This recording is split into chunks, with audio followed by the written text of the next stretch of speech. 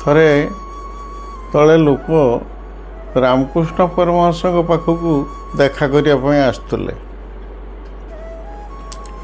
ରାମକୃଷ୍ଣ ପରମହଂସ ଦୂରରୁ ଦେଖିଲେ ଚଷମା ପିନ୍ଧିକିରି ପ୍ୟାଣ୍ଟ ପିନ୍ଧିକିରି ବଡ଼ ବଡ଼ ଲୋକ ସବୁ କିଏ ଆସୁଛନ୍ତି।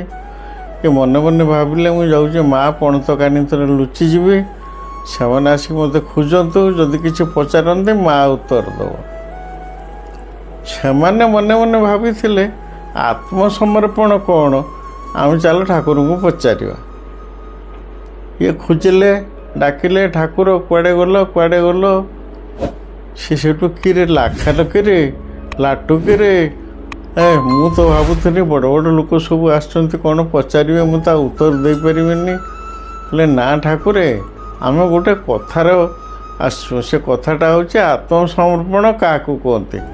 କହିଲେ ଆତ୍ମସମର୍ପଣ କ'ଣ ମୁଁ ଜାଣିନି, ତମକୁ ଦେଖିକି ଡରିକିରି ମୁଁ ପଣତ କାନିତରେ ମୁଁ ଲୁଚି ପଡ଼ିଥିଲି, ମା ତାର ଉତ୍ତର ଦେବ, ମୁଁ କିଛି ଦେଇପାରିବିନି। ନା ଆଜ୍ଞା, ସେଇଟା ହେଉଛି ଆତ୍ମସମର୍ପଣ।